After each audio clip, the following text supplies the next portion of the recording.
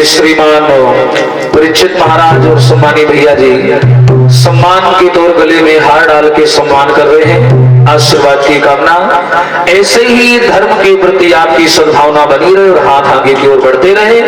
बोलिए भक्तवत्सल भगवान की।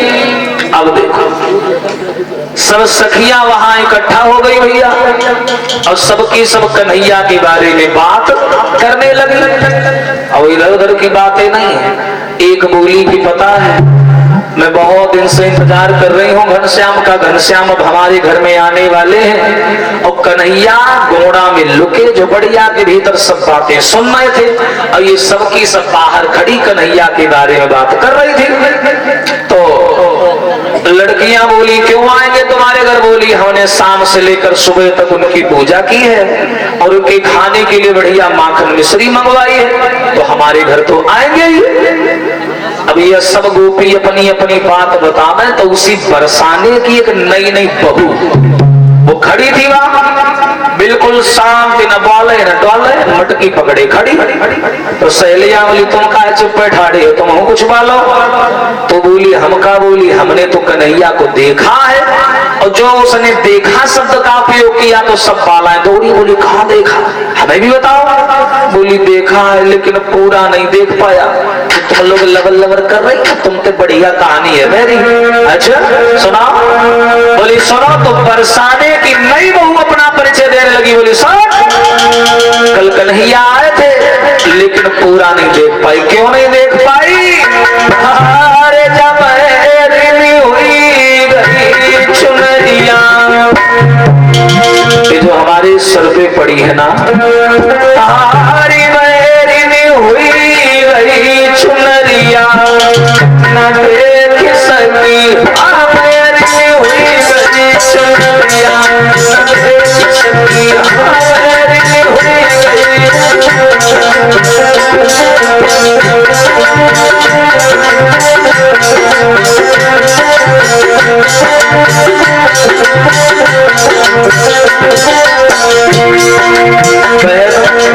कल कन्हैया आए, मैंने उनको देखा, दर्शन करने के लिए मैं दौड़ी, लेकिन जब बैरिन चूनर मेरी आंखों के सामने आ गई मैं उनके दर्शन नहीं कर पाई।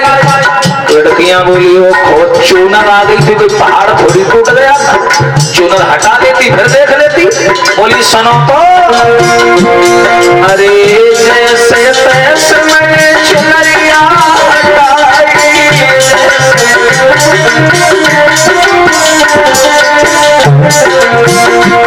अरे जैसे तैसे मैंने चुनरिया हटाई,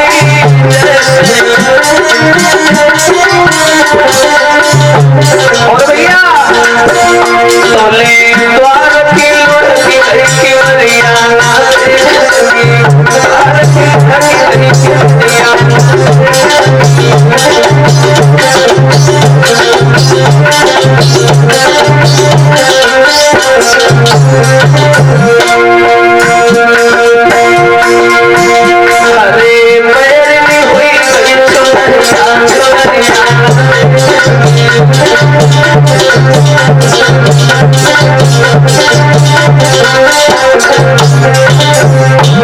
चूनर सामने आ गई, उसे हटाया और जो आगे बढ़ी तुरंत दरवाजा बंद हो गया। बोली वो दरवाजा हटा लेती तब देख लेती। बोली सुना था। अरे जैसे तैसे मैंने वरिया खोली,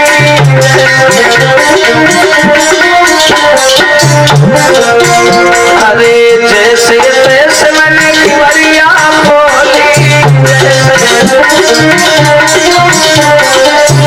तब तक क्या हुआ? तो बोले घासन लगी टुकड़िया, घासन लगी।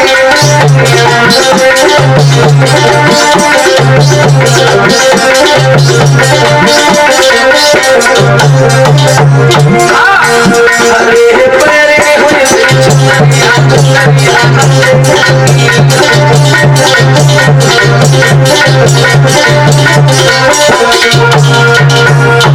जैसे ही मैंने उसको हटाया दरवाजे को तो सास महारानी बीच बाधा बन के ठाड़ी हो गई। उनको पानी पिलाया तो लड़का चिल्लाने लगा, उसे समझाया, तब तक भगवान कन्हैया वहां से चले गए। लड़कियां बोली तुम्हारी कहानी में तो बड़ा आनंद आ गया, कोई बात नहीं। तब तक देखा बालाओं ने सामने से श्री राधा जी चली आ रही है, सबकी सब आपस में बात करने लगी। बोली देखो श्री राधा जी आ रही है, सामने आके खड़ी हो गई। सब गोपियों ने अपना अपना प्रस्ताव उनके सामने प्रस्तुत किया। बोली एक बात बताओ बहन, ये तो सबको मालूम है कि आज नहीं तो कल तुम्हारी और घनश्याम की विवाह हो जाएगा, शादी हो जाएगी, और हम सवरी जो ठरगजी बनी घूम रही सब नाच कूद के अलग हो जाएंगी।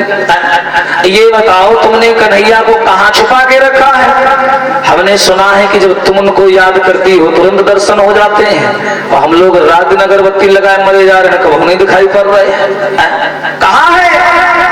जो ये शब्द सुने जवाब दिया है, बहन ये सवाल कोई तुमने बड़ा नहीं पूछा है, इसका उत्तर बड़ा साधारण सा है। तुमने पूछा है ना कि भगवान कहाँ मिलेंगे। सुनो, अगर तुम पहले ही पूछ लेती ना, हम तुम्हें पहले ही बता देते। अरे कीर्तन जिनका होता होगा और हो की न कपट की चाल जहां,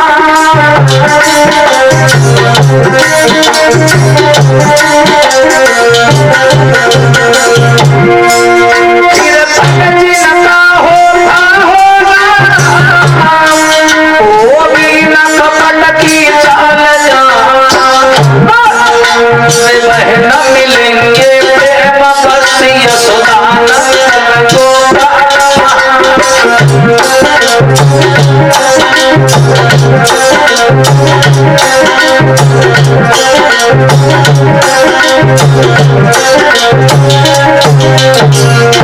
और सुनिए मेरी बात, रखा होगा यारा धन से कोई प्रेम भरोसा काल जारी न सब मिलेंगे प्रेम बख्शी यशोदानंदन गोपाल।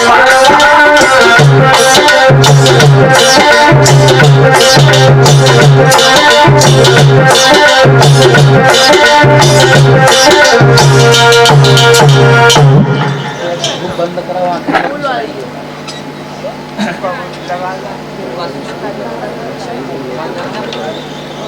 कलाकारी जरा बेसंगा ठीक है। श्री राधा जी ने उत्तर दिया है, सुनो बालाओ, जहां भगवान श्याम सुंदर का कीर्तन होता होगा, कपट की कोई चाल नहीं होगी, भगवान वहां मिलेंगे। और रही बात जो तुमने हमारी पूछी है, हमारी चिंता ना करो, मैं ऐसा बाग चाहती हूँ और जिसकी नित कलियां खिली रहे, आत्मा से आत्मा शांति रहे, अखियन से अखियां मिली रहे। इतना बोल करके भैया बालाएं चली गई वहां से। पीछे से भगवान कन्हैया निकल के आए, बोले बहुत सुंदर राधा, तुमने ये ललिता के प्रश्नों का उत्तर बहुत बढ़िया दिया कि जहां भगवान कन्हैया के प्रति कोई कपट नहीं होगा, कोई दुर्भावना नहीं होगी, सुमति होगी, वहां हमारे दर्शन हो जाएंगे। इतना बोल करके कन्हैया ने मुस्कुरा दिया और मुस्कुरा करके चले गए। श्री राधा ने जब इनका मुस्कुराता हुआ चेहरा देखा तो विचार बना लिया कि आज के बाद में इनके अलावा किसी और का चेहरा नहीं देखूंगी, और बेचारी बेहोश होकर के जमीन पर गिर पड़ी, नहीं उठी। अब सब सखियां वहां पर आ गई, देखा राधा जी बेहोश पड़ी और बेहोश करने वाला निकल गया। मैया कीर्ति भी वहां पर आ गई, रोने लगी, बोले भगवान हमारी अकेली बिटिया पता नहीं क्या हो गया। सब सखियां वहां आ गई। एक बोली हमें तो लगता है कि कन्हैया कोई काला नाग आके राधा जी को डस के चला गया है, इसीलिए ये हालत हो गई इनकी। तो एकदम से वहां वैद्य बुलाए गए, डॉक्टर बुलाए गए, हाल हकीकत देखा गया, लेकिन वहां सब कोई ठीक ठाक। अब कौन सी बीमारी पता ही नहीं चल रहा, उठ नहीं रही ना बोल रही। तो ललिता नाम की सखी बोली मैया हम जानते हैं कि राधा को किस काले नाग ने डसा है, हम बताओ तो ले आए उसे। मैया कीर्ति बोली बिटिया कैसी बातें कर रही हो कन्हैया। अरे वो ललिता श्री राधा जी को डसने के बाद में वो काला नाग का बिल में घुस गया। बोली मैया तुम उसकी चिंता ना करो, हम उस काले नाग को जाने हुए कि अम्मा को जानी है कि पप्पा को माँ खानदान को जानी। तुम आदेश करो बिलावे पकड़ के। बोली जाओ बिटिया। ललिता चली, मैया यशोदा के दरवाजे आई, आवाज लगाई मैया बाहर आओ। यशोदा बाहर आई। कहो ललिता कैसे आई हो? मैया तुमने राधा नाम की सखी को सुना होगा। बोले सुना है, बहुत अच्छी बिटिया है। बोले मैया उससे कहो कारी ने खाए लो, काला नाग डस गया। अरे राम राम, तो यहाँ क्या कर रही है? जाना उसका इलाज करवा जाके। बोली मैया इलाज करवाने के लिए डॉक्टर को लेवाने आए हैं। डॉक्टर लेवाने कहा धरा डॉक्टर? घर में घुसा बैठे निकालो बाहर। कौन? तुम्हारा लड़का? मैया यशोदा बोली तेरा दिमाग खराब है? मेरा छोटा सा कन्हैया है, वो इस बारे में क्या जाने? बोली मैया तुम उससे छोटा कह रही हो? तुम्हें नहीं मालूम? हरि पारो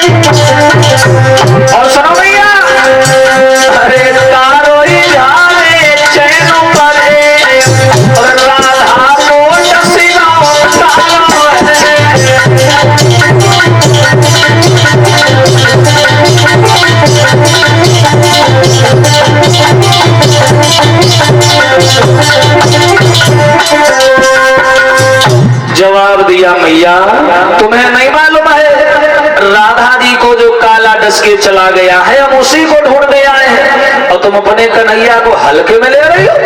हल्के में मत लेना, जरा सी उम्र में बड़े बड़े कांड किए बैठा है वो, निकालो बाहर। ये सोदा बोले हमका नहीं मालूम है, ये सब यू कैले थे, निकलो बाहर। कन्हैया को आवाज लगाई।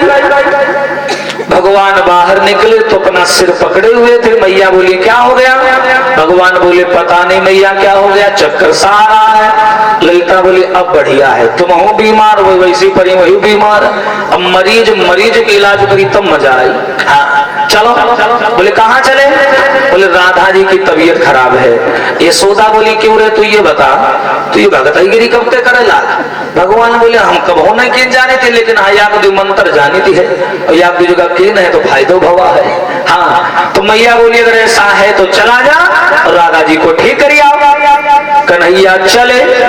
बोलिए भक्तवत्सल भगवान की।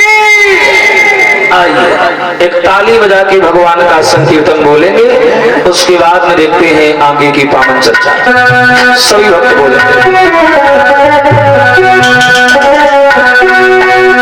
हरि नैना लगे बसुरिया वाले से अब घर पे से जाऊं।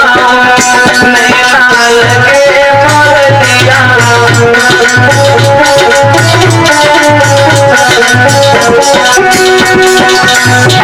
कि नैना लगे मुरलिया वाले से अब घर पे से जाऊं।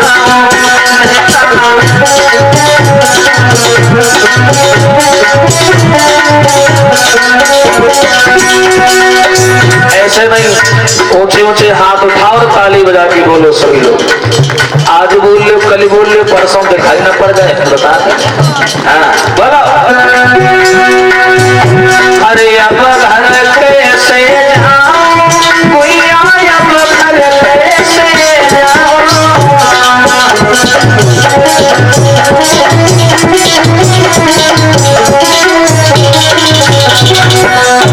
कि महीना खुले ना लगे बसुरिया वाले से अब घर में से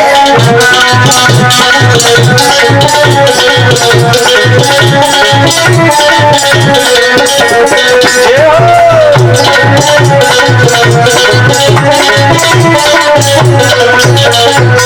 और भैया हरे घर में पहनू फटे पुराने, हाँ घर में पहनू फटे पुराने,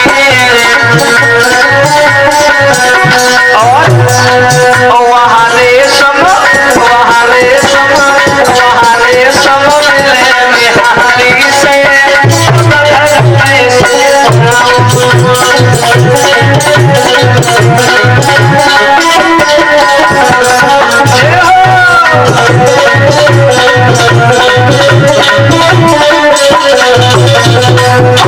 कि नैना ओ नैना लगे बसरिया वाले से अब घर कैसे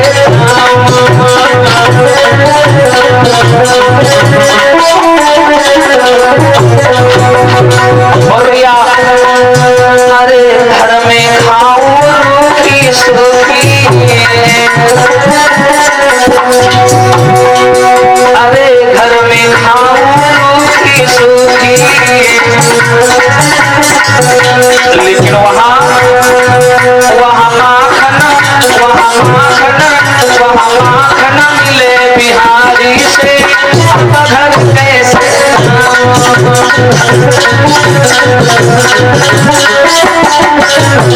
हरि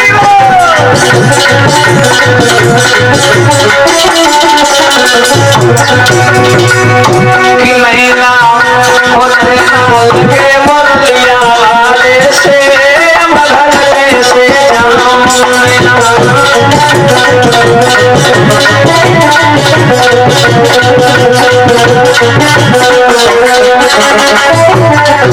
जाऊं।